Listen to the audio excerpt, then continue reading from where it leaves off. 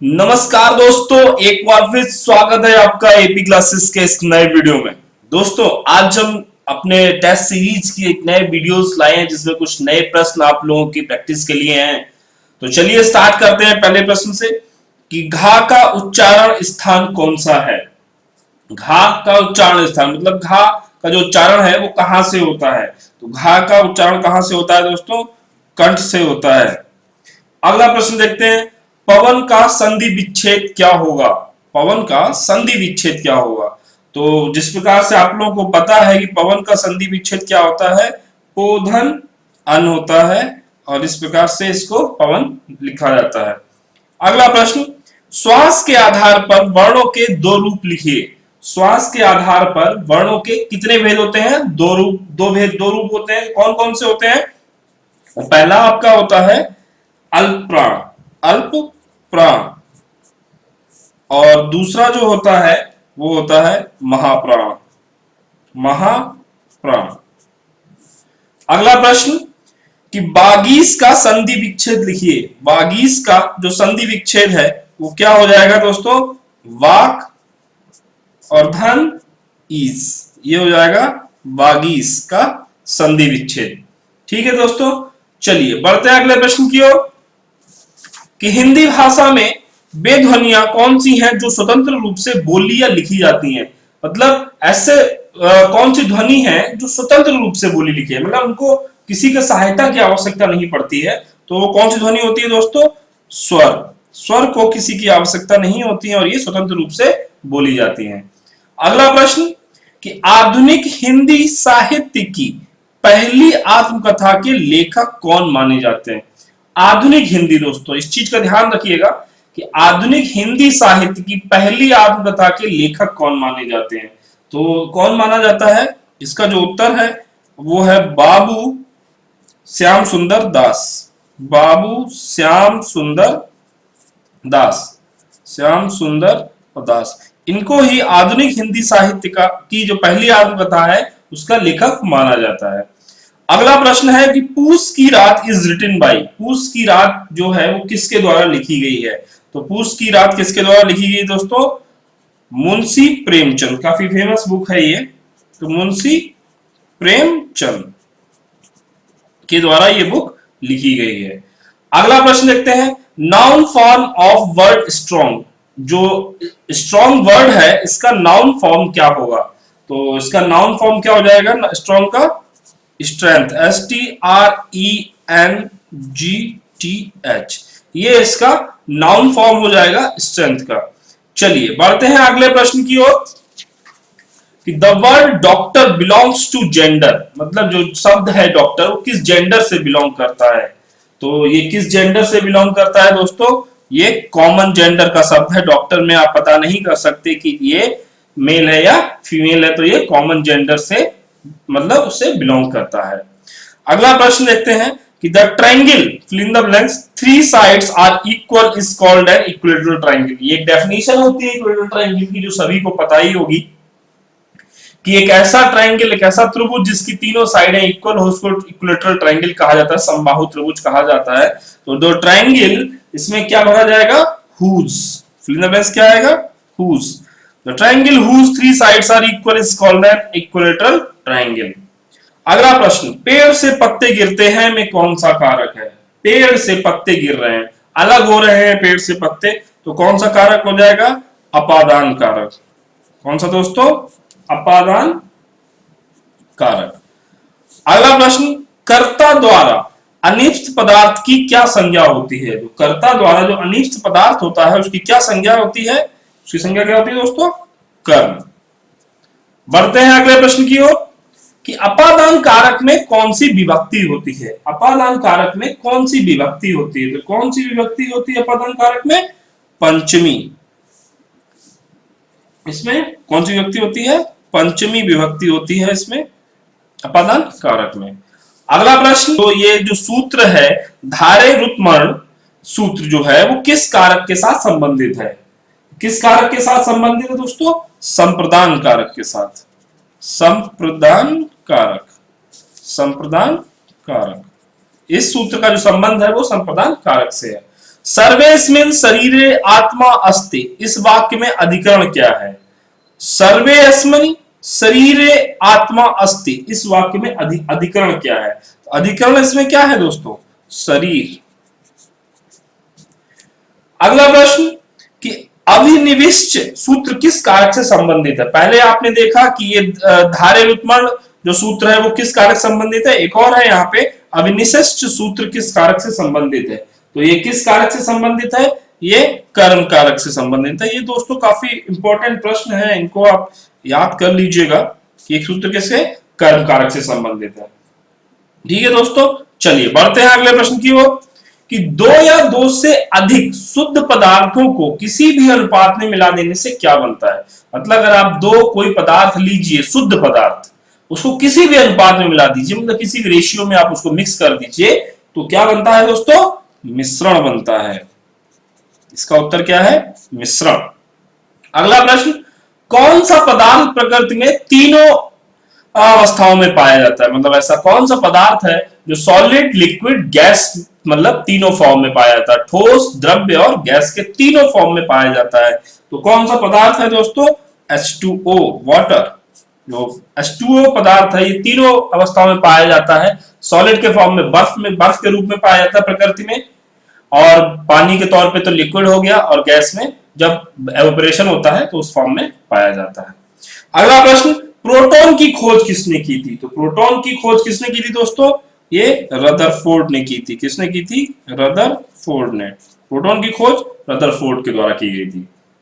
अगला प्रश्न, दूध के दही के रूप में जमने का क्या कारण है? मतलब दूध जो है वो दही जमता है तो किस कारण से जमता है? किसके मतलब प्रेजेंस में जमता है? तो किसकी वजह से जमता है? इसका आंसर क्या है? लैक्टोबैसिलस। जो इसका आंसर है वो है लैक्टो, मैं यहाँ पे लिख देता हूं पूरा, लैक्टोबैसिलस के द्वारा जो दूध जो दही जमता है वो इसके कारण जमता है, लैक्टोबैसिलस के द्वारा। चलिए अगला प्रश्न देखते हैं कि एथलीट फुट नामक बीमारी किससे उत्पन्न होती है? जो एथलीट फुट नाम की जो बीमारी है वो किससे उत्पन्न होती है? तो ये किससे उत्पन्न होती है दोस्तों? ये इसकी कवक के द्वारा उत्पन्न होती है। इंडियन नेशनल कांग्रेस के संस्थापक कौन थे? तो इंडियन नेशनल कांग्रेस के संस्थापक कौन थे? इसका आंसर क्या है? ये तो काफी चर्चित प्रश्न है, सभी को इसका आंसर पता होना चाहिए और मुझे उम्मीद है कि सबको पता भी होगा। तो इसका आंसर क्या है? Allan Octavian Hume. Allan Octavian और ह्यूम, कुछ शॉर्ट फॉर्म में इनको ह्यूम भी लिखा जाता है, पर उनका पूरा नाम जो है एलन ऑक्टेवियन ह्यूम है। अगला प्रश्न कि भारतीयों को वर्ष 1947 में सार्वभौम सत्ता सौंपने की योजना किस नाम से जानी गई है? तो जब 1947 में जब भारतीयों को सार्वभौम सत्ता सौंपी गई थी तो उस योजना को किस नाम से जाना गया था? तो किस नाम से जाना गया था दोस्तों? माउंटबेटन योजना।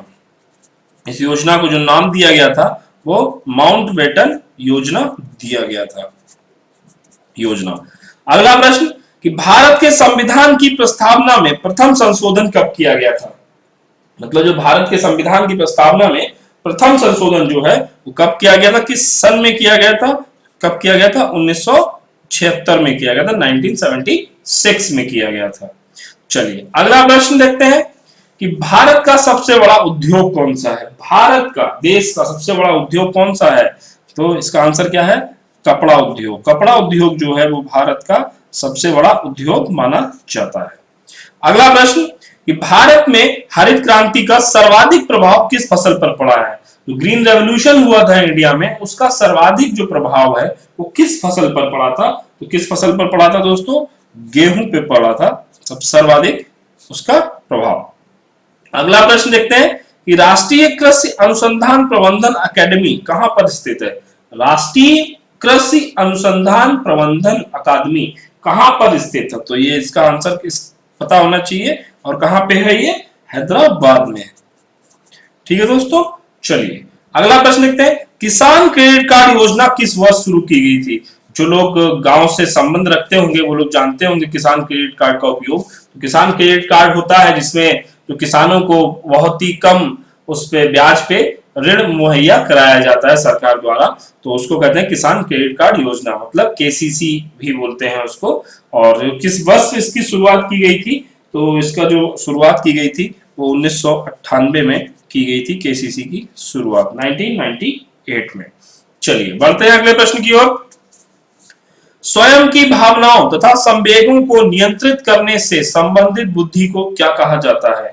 अगर स्वयं की भावनाओं तथा संवेगों को जो नियंत्रित करता है, उससे जो संबंधित बुद्धि लगाई जाती है, संबंधित बुद्धि होती है, उसको क्या कहा जाता है? तो उसको क्या कहा जाता है?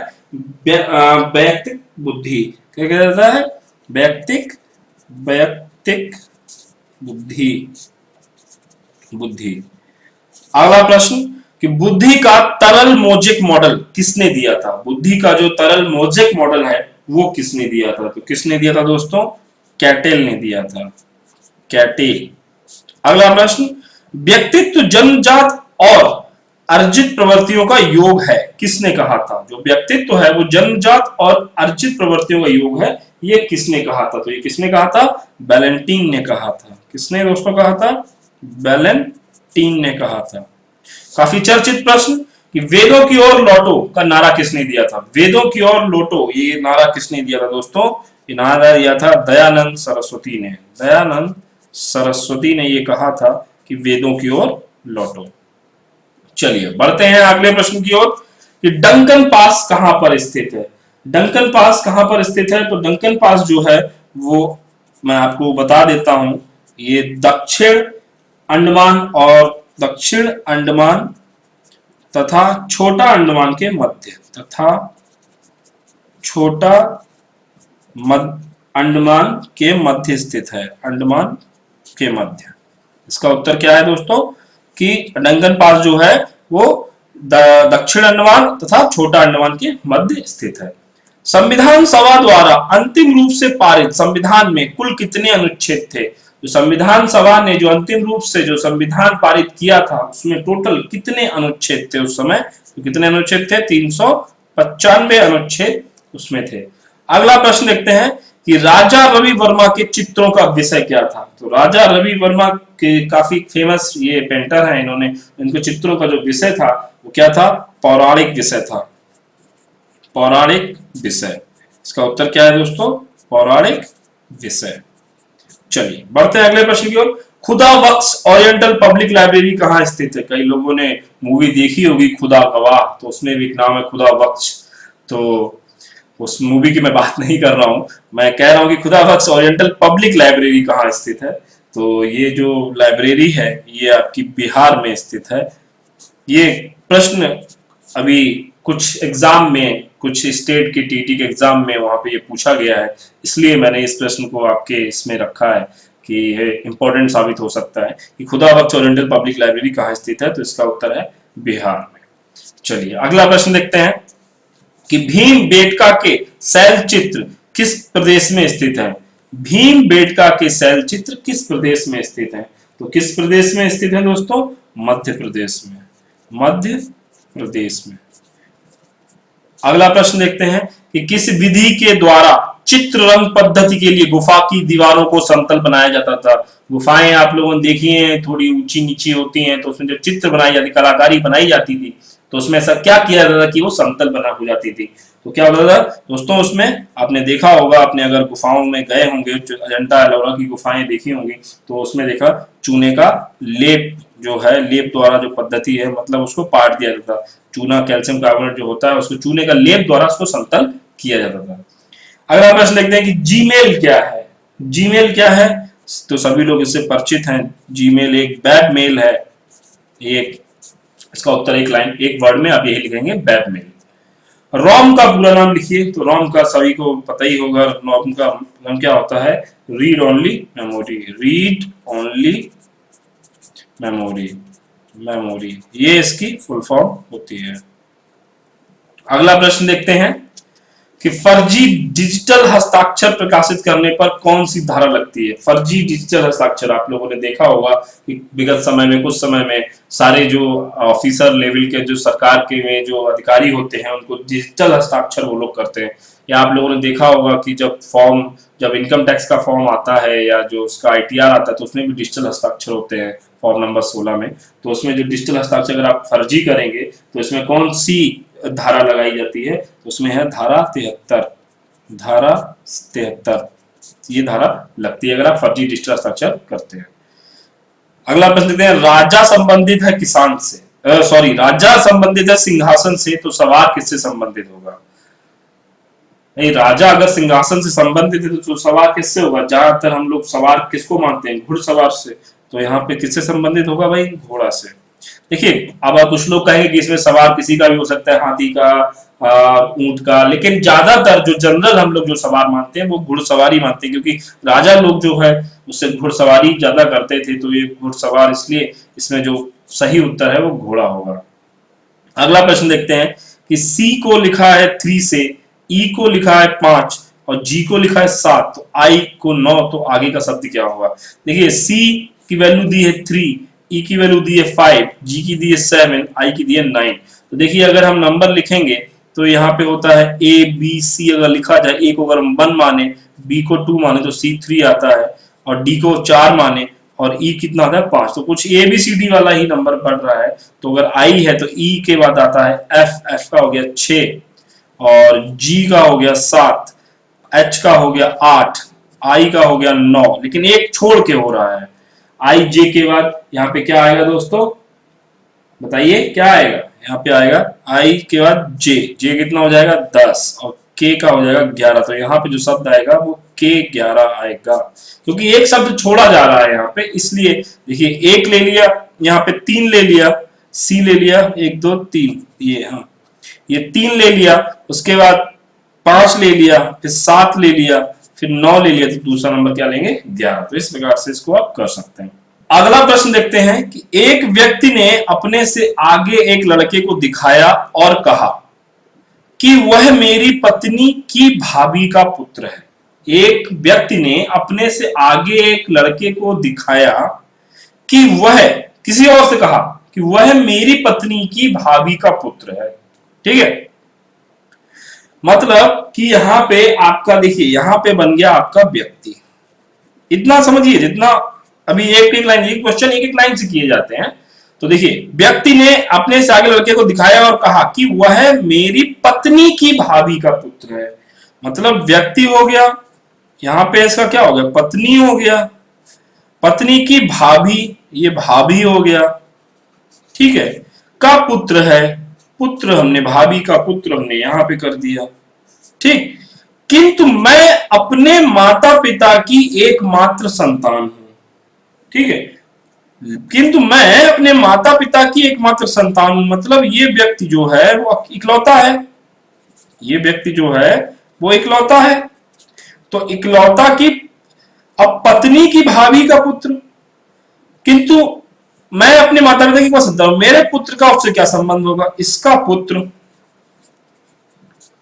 अब इन दोनों के बीच में संबंध निकालना है कि संबंध क्या होगा। तो देखिए, पत्नी की भाभी का पुत्र है और ये इसका इकलौता संतान है, तो ये पुत्र हो गया, ये पुत्र हो गया, तो भाई सगा तो होगा नहीं, तो होगा क्या? चचेरा या ममेरा होगा। चचेरा या ममेरा भाई होगा, भाई पुत्र और पुत्र है तो भाई होगा। समझ में आ गया? व्यक्ति की पत्नी की भाभी, पत्नी की भाभी कौन होगी? भाई सगी, ये इकलौता पुत्र है तो भाभी या तो चचेरी होगी या ममेरी होगी। ये भाभी, भाभी का पुत्र, पुत्र का जो ये चचेरा या ममेरा भाई हो जाएगा, ये इसका संबंध हो जाएगा। इस प्रकार से आप डायग्राम बना के ये प्रश्न बड़े आसानी से कर सकते हैं, यहां से आपको क्लियर हो जाएगा। चलिए देखते हैं अगला प्रश्न कि 5 अंकों की वह बड़ी से बड़ी संख्या ज्ञात कीजिए जो 91 से पूर्णतः विभाज्य हो। 5 अंकों की सबसे बड़ी से बड़ी संख्या जो 91 से पूर्णतः विभाज्य हो। अब देखिए, 5 अंकों की सबसे बड़ी संख्या कितनी होती है? 3 4 5, 5 बार 9 लिख लीजिए। अब 91 से पूर्णतः विभाज्य हो, तो भाई हमें क्या करना पड़ेगा? इस नंबर को, इस संख्या को 91 से भाग देना पड़ेगा, तभी देखना पड़ेगा भाई कैसे होगा। चलिए भाग देते हैं। तो यहां से 1 किया जाएगा, 91 हो गया, कितना बचा? 8, फिर यहां कितना बचा? 9, तो ये जाएगा नहीं, 0 हो गया, फिर ये आ गया 9, ठीक है, और ये कितनी बार जाएगा? 9 बार जाएगा, तो ये कितना हो जाएगा? 809 और ये 9, ये हो गया 809, ये 19 हो जाएगा और 0 और ये 8, 80 बचेगा, फिर 9 होगा तो यहाँ कितने बार जाएगा, ये 8 बार, 8 बार जाएगा तो 8 हमारा 8 ने 72, 728 होगा, कितना बचेगा 81। अब 81 बच रहा है, तो 81 अगर इस संख्या से हम माइनस कर दें तो हो जाएगी मैच, मतलब इसमें से हम 81 माइनस कर दें तो आंसर कितना आ जाएगा, 1 2 3 और ये आया 99 में से 81 गया तो कितना बचेगा, 9 में से 11, 9 में 8 गया 1, 18। तो ये आपकी जो संख्या है ये 5 अंकों की सबसे बड़ी संख्या होगी जो 91 से पूर्णतः विभाज्य होगी। समझ के देखिए, यहाँ पे हमने भाग दिया, 81 बच रहा है। अब 81 अगर नहीं, मतलब अगर हम इसमें आप कहेंगे कि अब 10 जोड़ थी, 10 जोड़ेंगे तो ये संख्या 6 संख्या होगी, हो जाएगी, 5 की नहीं रहेगी, तो इसलिए हमने इसको माइनस किया और ये संख्या सबसे बड़ी संख्या आ गई। अब देखिए 10 10 80 20 2 70 30 640 40, अगली संख्या क्या होगी, तो क्या किया जाएगा भाई, 10 10 है, 80 20 है, तो थोड़ा ट्रिक देखिए, 10 10 का अगर हम देखें तो 10 का क्यूब कितना होता है, 10 का क्यूब होता है 1000 और इसमें 10 जोड़ दें तो कितना होगा 1010, ठीक है। 80 देखें तो 20 का क्यूब कितना, तो 20 का पावर घात 3 कितना होता है, ये होगा आपका 8 और इसमें 20 और जोड़ दें तो कितना हो गया 8020। ऐसे ये 30 का क्यूब हो जाएगा, ये 40 का क्यूब, तो यहां पे कितना आएगा 50 का क्यूब, तो कितना हो जाएगा 125, अच्छा 25 3 और इसमें 50 और जोड़ दें तो कितना हो जाएगा 125050, ये आपका उत्तर हो जाएगा। चलिए देखते हैं अगला प्रश्न कि एक व्यक्ति 2 साइकिल प्रत्येक का विक्रय मूल्य 1275 रुपए है को बेचता है, एक साइकिल को वह 10% लाभ पर तथा दूसरी साइकिल को 10% हानि पर बेचता है, उसके द्वारा पूरे सौदे में प्राप्त लाभ या हानि है। तो पहले तो मैं आपको दोस्तों बता दूं कि इस प्रकार का जो प्रश्न है, विक्रय मूल्य सेम हो, विक्रय मूल्य समान है और जितने प्रतिशत लाभ लिया उतने ही प्रतिशत हानि पर अगर वो बेच देता है तो ऐसे प्रश्नों पर हमेशा हानि होगी।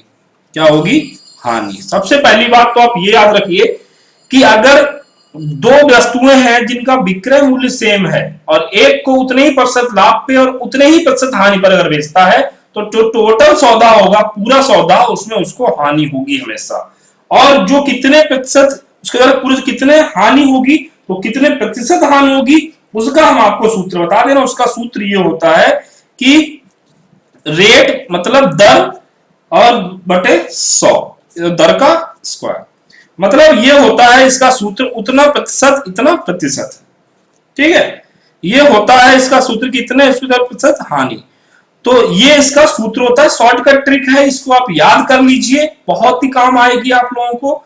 तो मतलब ये तभी लगेगी जब दोनों 2 वस्तुएं हो और उनका विक्रय मूल्य सेम हो और उतने ही प्रतिशत लाभ पर बेचा जाए और उतने ही प्रतिशत हानि पर बेचा जाए। मतलब एक वस्तु को 10% लाभ पर बेचा गया, दूसरी वस्तु को 10% हानि बेचा गया, दोनों की हार है, सेम है, बराबर है, तो दर पर तो इसका सूत्र इसका कितना प्रतिशत, तो इसमें 100 होती है, टोटल जो होती क्या होती है, हानि होती है। तो हानि कितनी होगी, तो 10% अपॉन 100, तो आप करेंगे इसको तो 100/100, तो उत्तर कितना आ गया 1%। तो टोटल जो है आपका 1% की हानि होगी। नहीं तो आपको इसको आप दूसरे तरीके से कर सकते हैं। कैसे भाई, विक्रय मूल्य आपको दिया है, लाभ दिया है, तो पहले इसका क्रय मूल्य निकालिए, फिर क्रय मूल्य को उसको फिर उसके करके बेचिए, आंसर आपका इतना ही आ जाए, चाहे तो आप करके देख लीजिए। ठीक है दोस्तों, ये शॉर्टकट ट्रिक है कि अगर सेम 2 वस्तुएं हैं जिनका विक्रय मूल्य सेम है और एक को 10%, एक को सेम दर पे लाभ पर बेचा गया और उतने ही दर पे उस दूसरी वस्तु को हानि पर बेचा गया, तो जो टोटल सौदा होगा, पूरा सौदा, उसमें टोटल हानि होगी। और हानि का जो आप निकालेंगे वो कैसे निकालेंगे भाई, दर का पावर 2 घात 2 बटे 100%, तो ये इतना 1% इसका आंसर है। इस प्रकार से आप किसी भी कोई भी प्रश्न आप इसमें कर सकते हैं। चलिए एक और क्वेश्चन देखते हैं कि यदि कोई धनराशि किसी ब्याज दर पर 5 वर्षों में स्वयं की दोगुनी हो जाती है उसी ब्याज पर यह धनराशि कितने समय पश्चात स्वयं की 4 गुनी हो जाएगी। अब देखिए हमने आपको बताया है कि भाई अगर कितने पूछा जाए तो दर माइनस 1 कर दीजिए बटे 100 तो आप निकाल दीजिए उत्तर। लेकिन यहाँ पे क्वेश्चन चेंज हो गया, यहाँ पे क्या गया कि यदि कोई धनराशि किसी ब्याज दर पर 5 वर्षों में स्वयं की 2 गुनी हो जाती है, हमें ब्याज दर नहीं पता, ठीक है, उसी ब्याज दर पर यह धनराशि कितने समय पश्चात स्वयं की 4 गुनी हो जाएगी। तो पहले तो आपको दर निकालनी होगी, उसके बाद आपको समय निकालना होगा। इस प्रकार से आप कर सकते हैं 2 पार्ट में। नहीं तो इसकी एक शॉर्ट ट्रिक है और वो आप सूत्र जो है वो याद कर लीजिए। इसका जो होता है